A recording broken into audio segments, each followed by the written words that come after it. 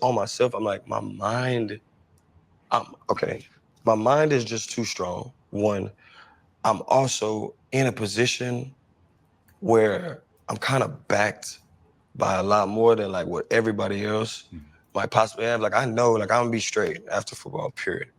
If I didn't have $1 in my account right here today as we speak, I'm gonna be straight for the rest of my life. No question, right? I don't think everybody is in that. And when you've sacrificed your whole life to get here, and you're like, yeah, I played 10 years in the league. And I always explain this to people, I'm like, bro, you give somebody a 5-year, $100 million contract, right? What is it really? It's 5 years for 60. You're getting taxed. Do the math. That's 12 a year, that you have to spend, use, save, invest, flaunt, like whatever, however, just being real. I'm gonna buy a car, I'm gonna give my mama a house, I'm gonna do, everything costs money. So if you spending $4 million a year, that's really 40 million over 5 years, 8 a year, And now you start breaking down the numbers, it's like, that's a 5-year span of where you're getting 8 million. Can you make that last forever?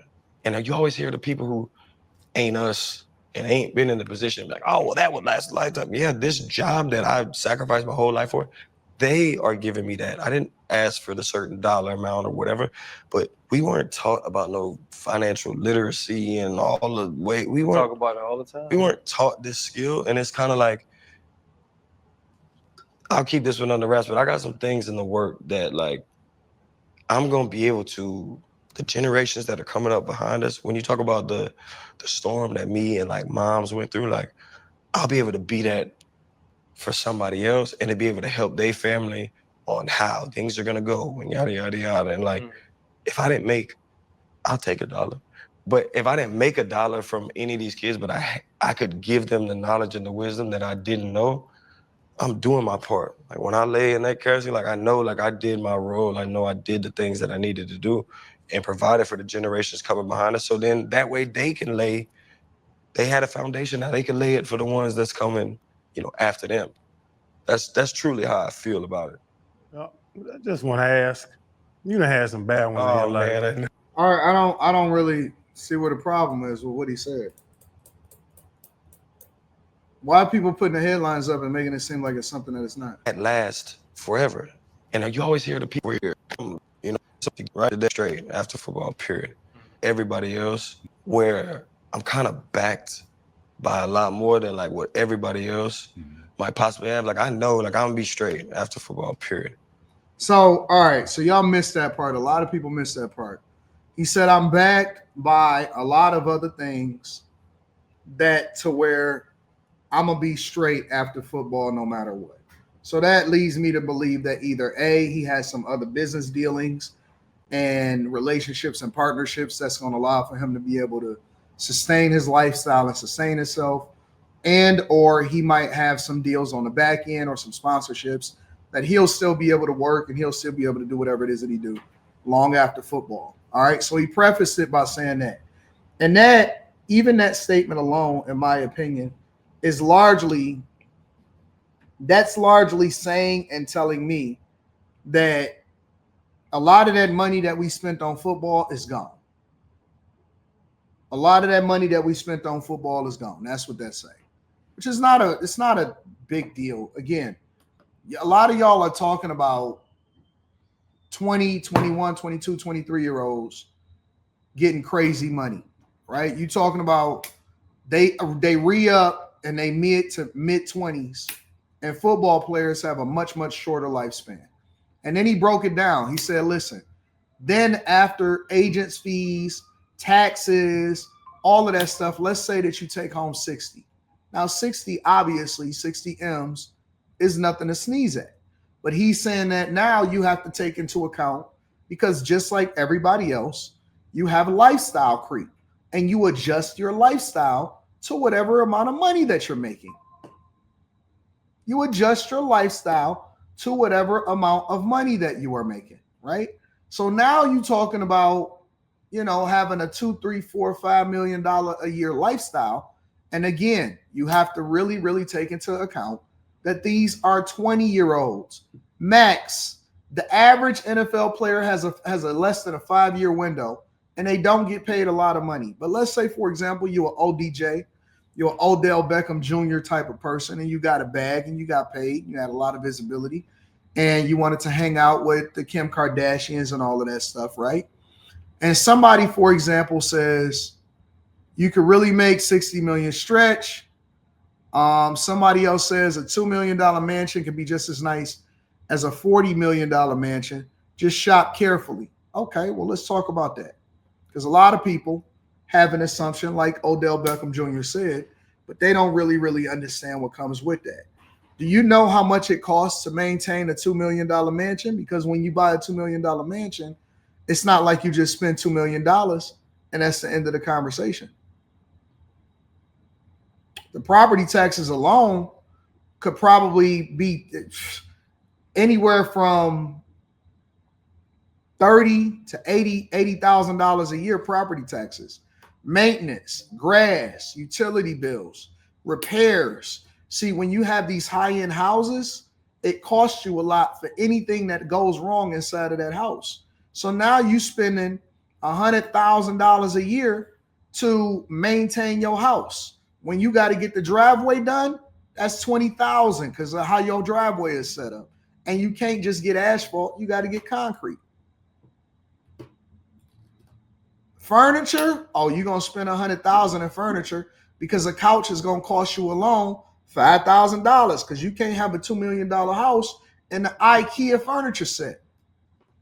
And you got 5, 6, 7, 8 bedrooms. Because the true cost of something is the maintenance. It's not the buying of the property itself. It's the maintenance. The true cost of something is the maintenance.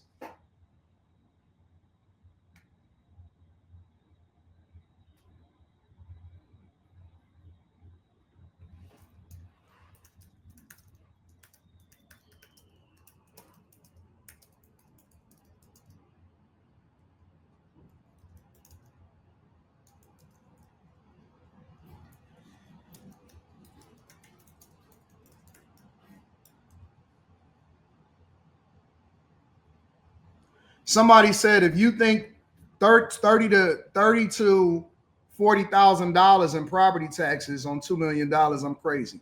Okay, cool. Well, let's look at it. The estimated annual property tax for a $2 million home in Birmingham, Michigan, which often at times they be a lot more than that, is approximately $28,000 to $30,000 for a primary residence and potentially higher for a non-homestead property. Now, here's the other part of it. Here's the caveat. Let's say you rent it out. Because everybody know, but I do this in real life. I own homes in real life, and I know the property taxes, and I know the highest cities, the great cities that's all around it.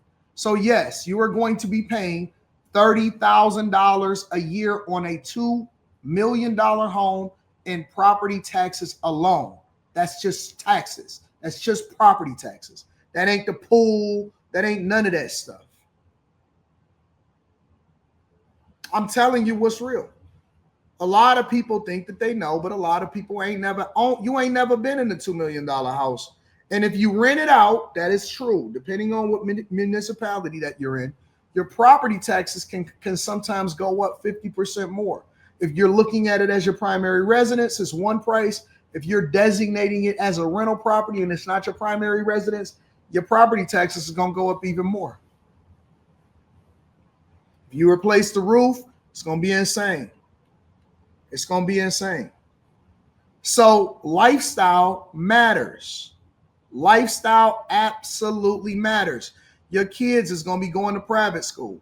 All of the celebrities in my area, which I talk to them, all of the celebrities in my area, their children goes to private school and they all go to the same school. Country Day, most of the time, is one of the most popular schools, right?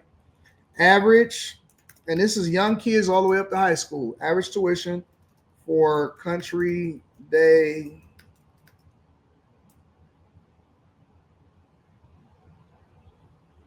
Average tuition when you're putting your kid in private school in Country Day. Very significantly by grade, but ranging around $21,000 for preschool and $40,000 a year for older grades. Here's the caveat to that, though, is that they're also expecting for you to donate and meet certain expectations. So now you're paying $20,000 to $40,000 a year per kid to go to private school, because your kid most of the time cannot go to regular school. A lot of y'all then get into a situationship. Then you got child support. Then you get a divorce. And so you got spousal support. And she going to take half that shit. And so let's say you had 60 and then you spent 10 of it to get your family out of poverty and to buy houses and pay off debt. And then she going to take 20 of it. And you still got child support. And you still got to put your kids through school. And you still got to pay property taxes. I'm just telling you that, can it? Yes. For most people, it won't. Why? Because everybody is human, and every single person that says that they would do something differently when they get money, they do it the same way that everybody else does it. When you listen, getting money and keeping money is expensive. Getting money and keeping money is expensive. Everybody want to sit there and say, oh yeah, you know what? I would just live a regular lifestyle. Shut the fuck up. You living above your means right now. You ain't even living a regular lifestyle according to what your lifestyle is. You got a 40K budget and you live in an 80K lifestyle. Get the fuck out of here. Keep on trying to sell me on the idea that y'all gonna be more fiscally responsible. That's why the word of God says, be faithful in little before I make you ruler over much. Because you have to prove yourself to be faithful and to be able to manage what you already got. And 80% of the country is fucked up. They're in debt up to their eyeballs. They didn't adjust for their lifestyle. They bought more than what they could afford. So you ain't gonna do nothing but get more bills and make a bigger, badder decision when you start to get revenue, when you start to get money. Nigga, you going straight to the dealership. Straight to the dealership. Look, at a lot of y'all said, oh, I'm going to buy me a $2 million house. You didn't even take into account the property taxes that you're going to be paying. You didn't even take into account. You just said, hey, let's buy $2 million. You don't even know what the maintenance is on that shit. You have no clue what it's going to cost to replace. Bro, I just redid a house. I'm redoing a house right now.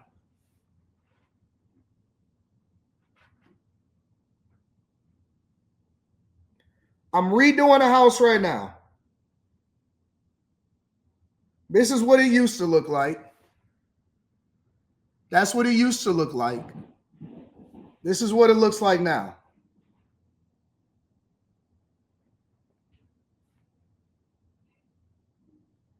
A lot of y'all on the Patreon, you've been taking this journey for me. You see it. So you see the difference? Let me show you again.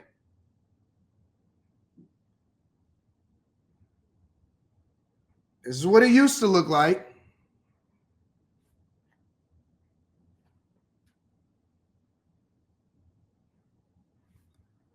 This is what it looks like now.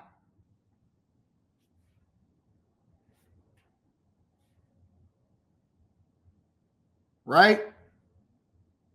Beautiful. 5 bedrooms, 3.5 bathrooms. Do you know what the cost it is to completely renovate that house? $170,000. You know what most people would do? They would have to pull money because nobody has $170K just laying there. Nobody has $170K. So you know what you have to do? Most people have to pull the value out of their home. They have to pull the value out of the home in order to be able to make it livable again.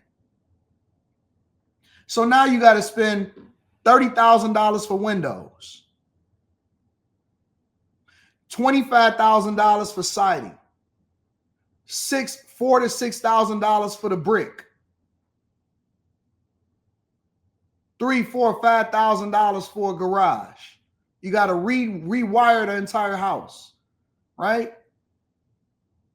You got to gut the bathrooms. You got to redo the floors. You got to put in a whole new kitchen. I could cheap out and do it for less than 100. Absolutely, I can cheap out.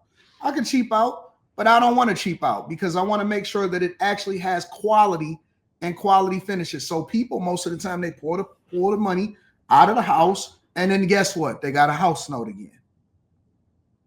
Then they got a house note again. Most people, I'll tell you, is actually buying more house than they should. Because guess what? They're not in a rush to hurry up and pay that off. Now, you know what? I got some time to pay it off. I just pulled some money out. We should be good for a little bit. Telling you the truth. But see, they're not going to tell you that because everybody is financing everything. So I get what he's saying. I get what he's saying. He's basically saying, he's not saying that it's $100 million you can't live on. And that's what I don't like about the internet is that they take it completely out of context. He's not saying you can't live on $100,000 or $100 million. He's saying that it can go fast if you don't know and you don't understand the financial literacy that comes along with it. If you don't understand the true cost of doing business, some of y'all ain't even picking the right chick based off of the fact that you can't afford what you think that you're signing up for. And I'm not saying that she expensive individually, but being in a relationship is expensive.